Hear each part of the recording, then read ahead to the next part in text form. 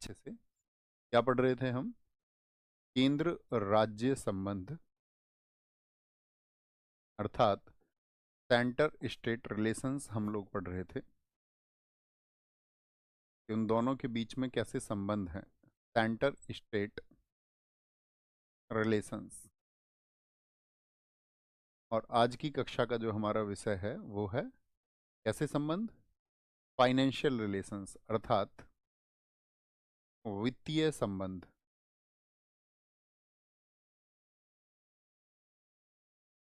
Financial relations. देखो, अगर आप जानते ही हैं कि भाई सरकारों को अपना कार्य करने के लिए धन की आवश्यकता है, यस और नो, आप कहेंगे हाँ जी। अगर फाइनेंस ही नहीं होगा तो फिर सरकार कोई काम कर ही नहीं पाएगी, यानी यदि धन नहीं होगा, चाहे केंद्र सरकार हो या राज्य सरकार हो, उसको अपने कार्यों के लिए धन की आवश्यकता है, फाइनेंस की आवश्यकता है। तो वो धन कहाँ से आएगा? आपकी सामान्य समझ क्या कहती है कि वो जो धन है, केंद्र सरकार को जो पैसा चाहिए डेवलपमेंट के लिए, आपका वेलफेयर के लिए, तो वो पैसा कहाँ से आएगा? तो आप कहेंगे उस पैसे को भैया जनता इकट्ठा करती है। क्या जनता इकट्ठा करती है? नहीं जी, सरकारें इकट्ठा करती हैं जनता के द्वारा दिए गए टैक्स से। एक तो सामान्य समझ हमारी ये होती है कि पैसा जो आता है, जो धन आता है, जो वित्त आता है, वो टैक्स के माध्यम से आता है। अन्य समझ क्या होगी? आप देखेंगे कि हम कई बार जो है अन्य संस्थाओं से ऋण भी लेते हैं, जैसे कि मान के चलो कभी आपने जो वर्ल्ड बैंक है उससे ऋण ले लिया, ठीक है, विश्व बैंक या अन्य किसी ऐसी संस्था से ऋण ले लिया, तो वो भी आएगा। साथ में आप देखेंगे हमारे देश में बहुत सारे सरकारी उपक्रम भी हैं, ठीक है, जो जिनको हम पीएसयू कहते हैं, तो उनके द्वारा भी एक साथ ही आपका जो फायदा कमाया जाता है या मुनाफा कमाया जाता है, जैसे oil and natural gas corporation है या एनटीपीसी है, या आपका आप कहेंगे अन्य कोई भी भारत पेट्रोलियम हो चाहे, तो इन सभी के द्वारा जो भी पैसा कमाया जाता है, तो वो सब क्या बन जाता है आपका? आप कहेंगे भैया वो सब बन जाता है आपका क्या? एक धन, अर्थात वित्तीय। कुछ उदाहरण हैं, जैसे कि मान के चलो गवर्नमेंट, आप ये जानते हैं कि कुछ पैसे को आपकी सैलरी से डिडक्ट कर लेती है, कट कर लेती है, और बोलेंगे जिसको एम्प्लॉयज प्रोविडेंट फंड कहा जाता है, कर्मचारी भविष्य निधि कहते हैं। होता आपका ही पैसा है। जैसे मान के चलो आपका वेतन 30,000 रुपये है और लगभग आपका अगर 2,000 रुपये कट हो रहे हैं, एक अनुमान मान लीजिए, तो ये क्या है? ये एक भविष्य के लिए आपका ईपीएफ कट हो रहा है। तो जब ईपीएफ कट हो रहा है तो वो पैसा भी कहाँ पर गया? तो वो पैसा भी किसी ना किसी खाते में जमा होगा। तो कहने का मतलब है ये कुछ उदाहरण है जो वित्त के उदाहरण है। सरकार के पास पैसा इस तरह से आता है। बात क्लियर है? गवर्नमेंट के पास में पैसा कहाँ से आता है? थोड़ी सी समझ विकसित हुई। अब उसी को हमें इस कक्षा में समझना है कि उसके लिए क्या कैटेगरी बनाई गई है, किस प्रकार के टैक्स को कौन इकट्ठा करेगा, कब किस आर्टिकल में उसको कहा गया है, किस पर कानून कौन बनाएगा। ठीक है, तो समझेंगे ध्यान से। सबसे पहला टॉपिक लिखना वित्तीय संबंधों में, कराधान शक्तियों का विभाजन। कराधान शक्तियों का विभाजन। कराधान शक्तियों का विभाजन। कराधान शक्तियों का विभाजन। विभाजन यानी कि डिवीजन ऑफ टैक्सेशन पावर्स।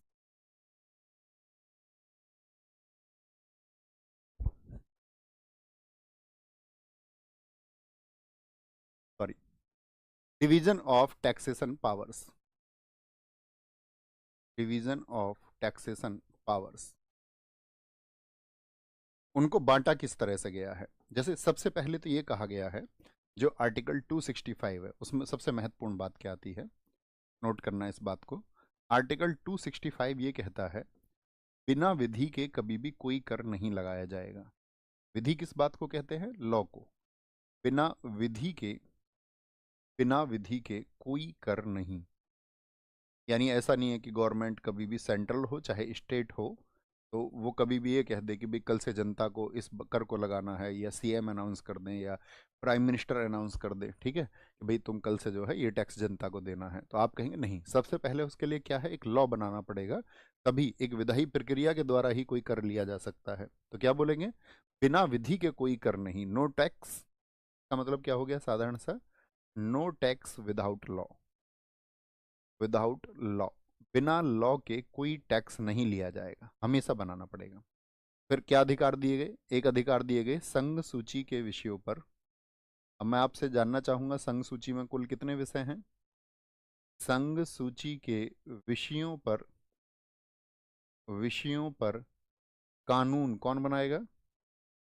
संघ सूची के विषयों पर, ये ऐसे लिख ले, संघ सूची के विषयों पर संघ सरकार कर लगाएगी।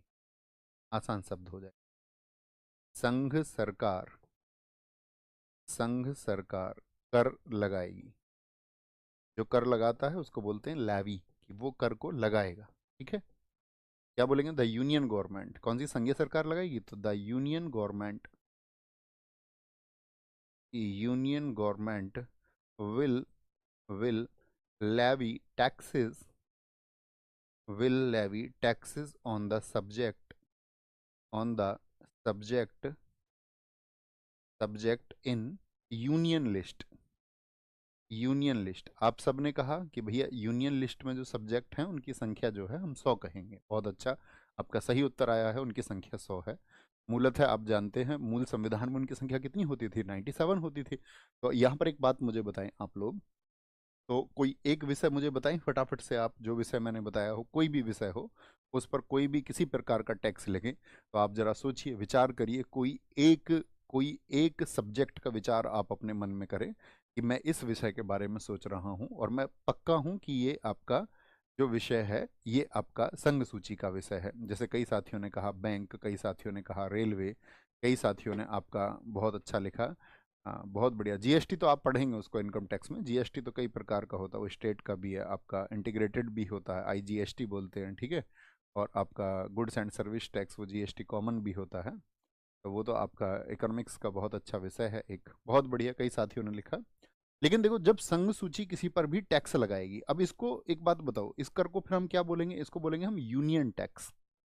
किसके द्वारा लगाया गया है? संघ सरकार के द्वारा, सेंट्रल गवर्नमेंट के द्वारा। तो इसको हम बोलेंगे संघीय कर, अर्थात यूनियन टैक्स हम कहेंगे। क्या कहेंगे इसको हम यूनियन टैक्स कहेंगे। और कभी भी संघ सरकार जब किसी टैक्स को लगाएगी तो उसका जो डिवीजन है, उसका जो विभाजन होगा वो दोनों गवर्नमेंट में होगा। ऐसा नहीं होगा कि भाई कोई टैक्स केंद्र सरकार ने लगाया है तो केंद्र सरकार ही उस टैक्स को रखेगी या उस पैसे का उपयोग करेगी, नहीं। विभाजन जो होगा उसका central government and state government दोनों में होगा। बात क्लियर है? दोनों में होगा। जो ये पैसा इकट्ठा होगा, बेशक वो विषय केंद्र सूची का था, संघ सूची का था, लेकिन उस पर जब आपका टैक्स को इकट्ठा करेगा जाएगा तो वो किसके लिए भी जाएगा? स्टेट्स के लिए भी जाएगा। ये बात आपको अपने माइंड में रखनी है। ओके, दूसरी विषय, अब आप मुझे बताएं, राज्य सूची के विषयों पर कौन बनाएगा? राज्य सूची के विषयों पर राज्य सरकार कर लगाएगी। सरकार राज्य सरकार कर लगाएगी। और तब इस टैक्स को हम क्या कहेंगे? ठीक है, क्या बोलेंगे इस पे? State government will levy taxes on the subject in state list, जो कि राज्य सूची में वर्णित है। तो अब इस कर को क्या बोलेंगे हम? तब इसको हम बोलेंगे स्टेट टैक्स। तो मुझे बताएं, स्टेट जो आपका लिस्ट थी उसमें सब्जेक्ट कुल कितने हैं, कितनी संख्या है उनकी? तो इसको हम राज्य कर कहते हैं। राज्य कर, अर्थात इसको स्टेट टैक्स कहा जाता है। और यहाँ पर एक बात आपको ध्यान देनी है कि जब स्टेट टैक्स इकट्ठा किया जाएगा तो राज्य सरकार इकट्ठा करेगी। इसका जो साथी सिर्फ और सिर्फ राज्य के पास ये रह जाएगा। क्या बोलेंगे? ये कभी भी केंद्र को नहीं जाता है, ये सिर्फ राज्य के पास रहेगा। सिर्फ किसके पास रहेगा? ये राज्य के पास रह जाता है। ओनली ये जो शेयर होगा, only with the state share होगा ये। ठीक है, किसके साथ शेयर है? तो शेयरेबल विद ओनली स्टेट्स, राज्य के साथ में शेयर होगा। बहुत बढ़िया। पहले विषय भैया 66 थे, उसमें से 5 कम कर दिए गए। बहुत अच्छा, आप कंप्लीट लिखते हैं, ये सबसे अच्छी बात है कि आपका 66 विषय होते थे, 5 कहाँ पहुंचा दिए थे? जिनको हम बोलते हैं हस्तांतरित विषय, ट्रांसफर्ड सब्जेक्ट। तो ट्रांसफर्ड सब्जेक्ट का नंबर कितना था? 5। तो वो पांचों पहुंचा दिए थे कॉन्करेंट लिस्ट, अर्थात समवर्ती सूची में। ठीक है, और समवर्ती सूची के बारे में तो आप जानते हैं, उस पर अधिकार जो है दोनों सरकारों को है। ये कॉमन सी समझ आपकी डेवलप हो जाएगी। आपको याद रखना, जो स्टेट टैक्स है वो कभी भी सेंट्रल के साथ में शेयर नहीं होगा, लेकिन जो सेंट्रल टैक्स है, जो यूनियन टैक्स है, वो दोनों गवर्नमेंट के साथ में शेयर होता है, यानी दोनों सरकारों के लिए विकास का कार्य करता है। ओके, अब गवर्नमेंट टैक्स तो लगा देती है, इसके बाद में आती है फिर आपका, जो गवर्नमेंट ने टैक्स लगाया तो गवर्नमेंट के पास में पैसा पैसा पहुंचेगा या नहीं पहुंचेगा, उसको हम बोलते हैं फंड, अर्थात निधियां, फंड्स। बताएं भारत में कितने प्रकार के फंड्स हैं?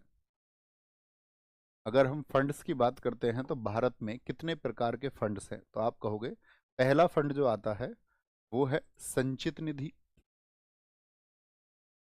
संचित निधि अर्थात कॉन्सोलिडेटेड फंड। कॉन्सोलिडेटेड फंड, और कॉन्सोलिडेटेड फंड जो होता है इसमें सबसे ज्यादा पैसा होता है, मतलब ये सरकार का खजाना है, आप ऐसे समझिए। तो याद रख लेना, ये सबसे बड़ी निधि है।